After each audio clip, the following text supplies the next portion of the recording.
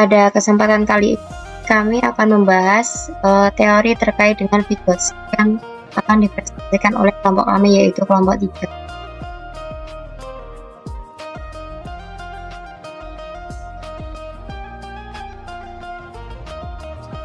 Selanjutnya yaitu terkait biografi yang akan dijelaskan oleh teman saya.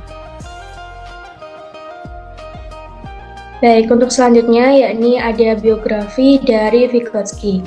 Vygotsky memiliki nama lengkap yaitu Lev Semyonovich Vygotsky.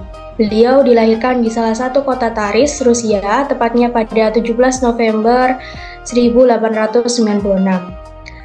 Beliau dikenal atas kontribusinya dalam teori perkembangan anak.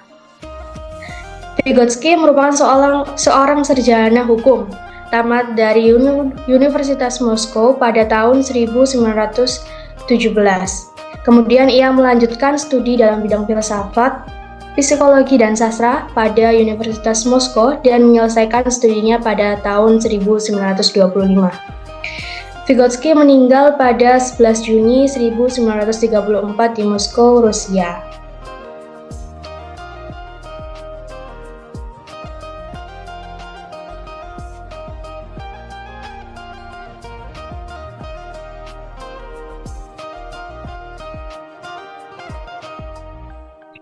Baik, selanjutnya untuk teori Vygotsky. Jadi terdapat perbedaan pada cara memandang proses perkembangan mental anak dari Viase dan Vygotsky. Vygotsky menekankan pada perkembangan intelektual individu dengan mengabaikan konteks sosial dalam belajar, sedangkan Viase sangat memperhatikan aspek sosial dalam belajar. Menurut Vygotsky, setiap individu berkembang dalam konteks sosial. Vygotsky percaya bahwa interaksi sosial dengan orang yang ada di sekitar anak akan membangun ide baru dan mempercepat perkembangan intelektual.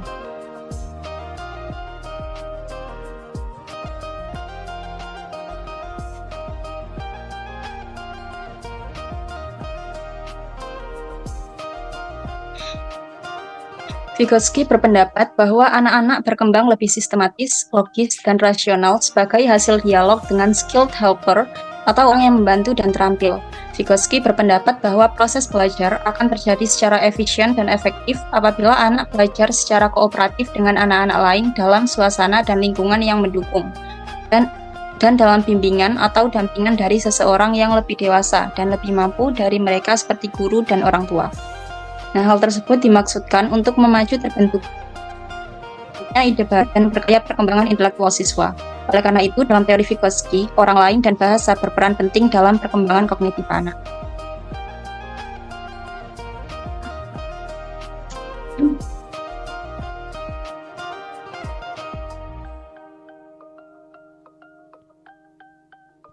Nah, teori Vygotsky ini berfokus pada 3 faktor, yaitu budaya, bahasa, dan CPD. Nah, Vygotsky berpendapat bahwa budaya dan lingkungan sosial seorang anak adalah hal terpenting yang mempengaruhi pembentukan pengetahuan mereka. Anak-anak belajar melalui lagu, bahasa, kesenian, dan permainan. Dia juga menyatakan bahwa budaya mempengaruhi proses belajar. Anak-anak belajar melalui interaksi dan kerjasama dengan orang lain dan lingkungannya. Vygotsky juga meyakini bahwa jalan pikiran seseorang harus dimengerti dari latar sosial budaya dan sejarahnya.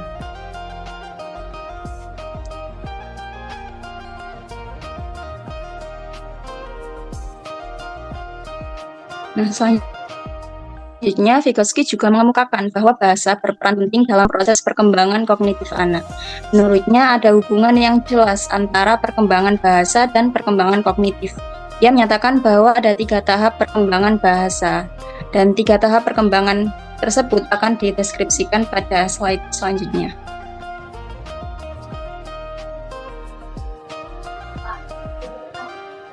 Nah, pada tahap social speech atau external speech, di mana perkiraan usia sampai 3 tahun, bicara biasanya dilakukan untuk mengontrol tingkah laku dan untuk mengekspresikan pemikiran sederhana seperti emosi.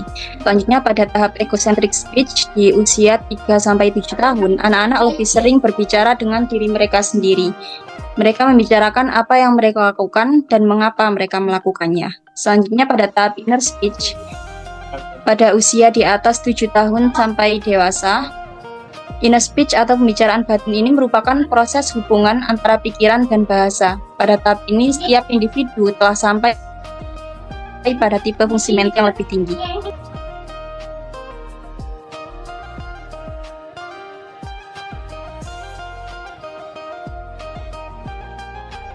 Nah, faktor selanjutnya yaitu zona perkembangan proksimal atau zone of proximal development. Nah, menurut Vygotsky, perkembangan seseorang dapat dibedakan ke dalam dua tingkat, yaitu tingkat perkembangan aktual dan tingkat perkembangan potensial.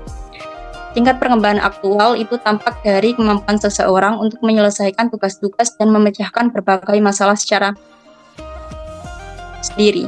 Sedangkan tingkat perkembangan potensial tampak dari kemampuan seseorang untuk menyelesaikan tugas-tugas dan memecahkan masalah ketika dibimbing orang dewasa atau ketika berkolaborasi dengan teman sebaya yang lebih mampu atau kompeten. Nah, jarak antara tingkat perkembangan aktual dengan tingkat perkembangan potensial itu disebut zona perkembangan proksimal. Dalam definisi tadi, taraf perkembangan aktual merupakan batas bawah CPD, sedangkan taraf perkembangan potensial merupakan batas atasnya.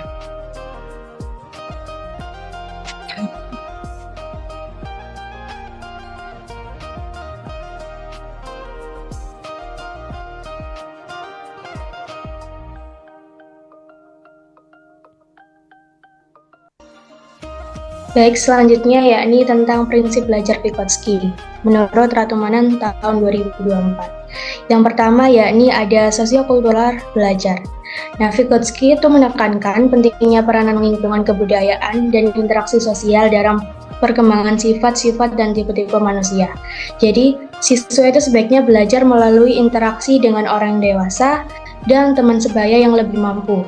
Karena dari interaksi sosial ini nanti dapat memicu terbentuknya ide baru dan memperkaya perkembangan intelektual siswa. Selain itu, menurut Vygotsky, fungsi kognitif manusia itu berasal dari interaksi sosial masing-masing individu dalam konteks budaya. Pengetahuan dan pengertian itu dikonstruksi bila seorang terlibat secara sosial dalam dialog.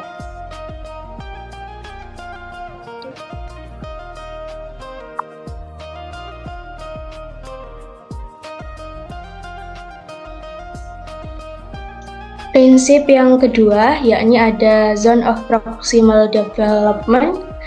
Jadi Vygotsky yakin bahwa belajar itu terjadi jika siswa bekerja atau belajar dalam menangani tugas-tugas yang belum dipelajari, tetapi tugas itu masih berada dalam perkembangan proksimal mereka.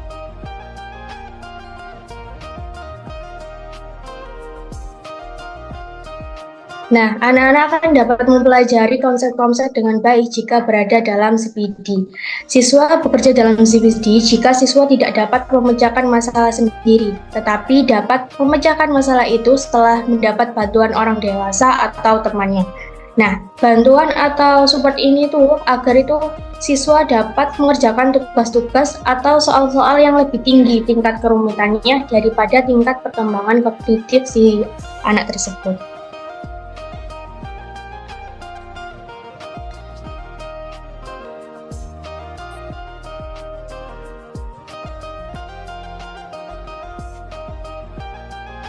Prinsip yang selanjutnya yakni ada pemagangan kognitif. Vygotsky menekankan bahwa pemagangan kognitif itu mengacu pada proses di mana seseorang yang sedang belajar demi tahap memperoleh keahlian melalui interaksinya dengan pakar. Nah, pakar yang dimaksud ini adalah orang yang menguasai permasalahan yang dipelajari. Jadi, pakar tersebut dapat berupa orang dewasa atau teman sebaya. Nah, dalam konteks kooperatif, siswa yang lebih pandai dalam kelompoknya dapat menjadi pakar bagi teman-temannya dalam kelompok tersebut.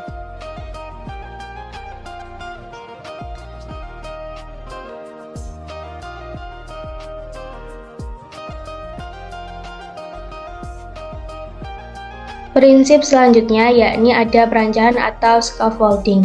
Jadi Vygotsky menekankan pada scaffolding. Siswa diberi masalah yang kompleks, sulit dan realistik dan kemudian diberi bantuan secukupnya dalam memecahkan masalah. Scaffolding berarti memberikan kepada siswa sejumlah besar dukungan selama tahap-tahap awal pembelajaran, lalu mengurangi bantuan dan memberikan kesempatan kepada siswa untuk mengambil tanggung jawab tersebut untuk menjadi lebih besar sehingga dia nanti dapat melakukan tugas tersebut secara mandiri. Nah, untuk bantuannya sendiri itu dapat diberikan berupa petunjuk, peringatan, dorongan, atau menguraikan masalah dalam bentuk lain yang memungkinkan itu siswa dapat mengerjakannya secara mandiri nantinya.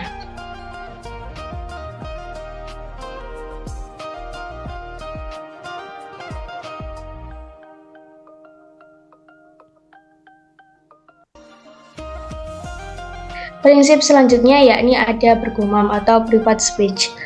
Bergumam adalah berbicara dengan diri sendiri atau berbicara dalam hati untuk tujuan membimbing dan mengarahkan diri sendiri. Nah, menurut Vygotsky, private speech ini dapat memperkuat interaksi sosial anak dengan orang lain.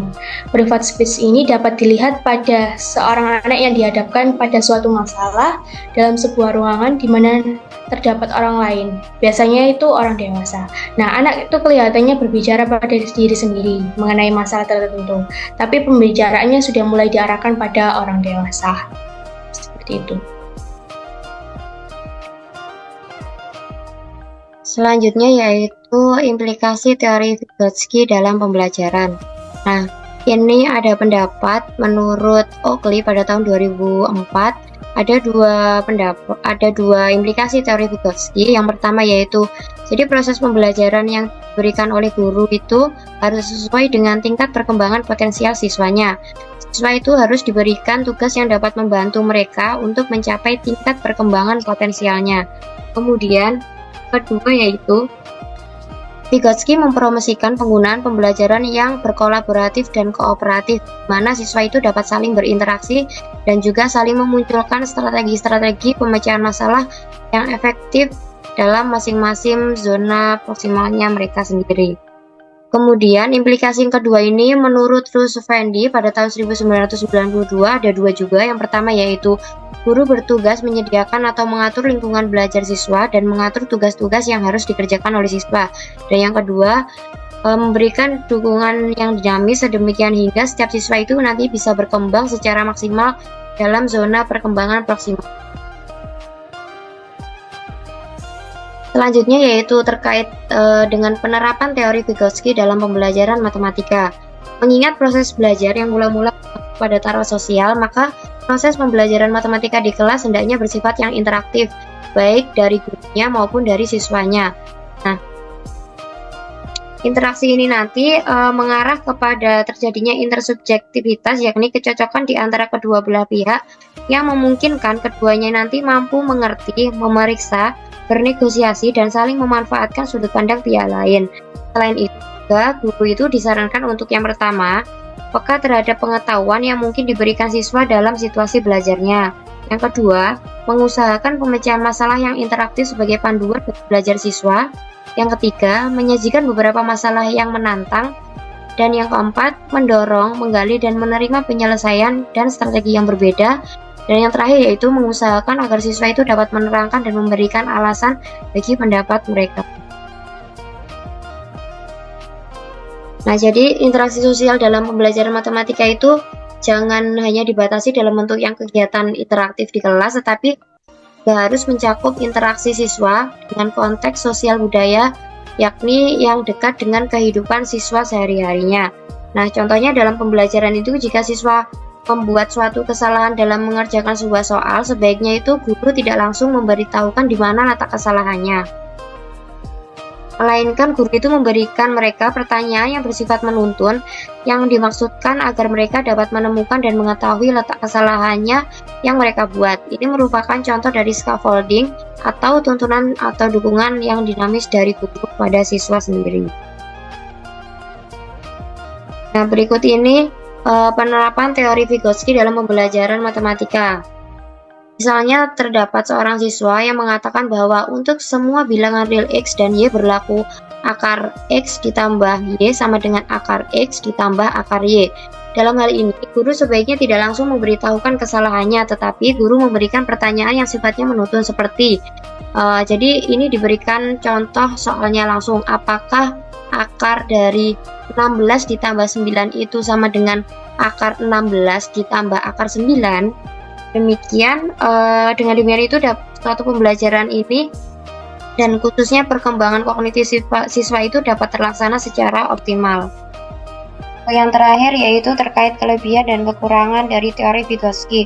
Untuk kelebihannya sendiri, yang pertama yaitu mendorong keterlibatan aktif siswa, yang kedua mengembangkan kemampuan berpikir kritis, yang ketiga menekankan peran sosial dalam pembelajaran. Untuk kekurangannya yaitu yang pertama memerlukan waktu yang lebih lama, yang kedua kurang cocok untuk pembelajaran secara individual, dan yang ketiga yaitu memerlukan dukungan dan sumber daya yang memadai.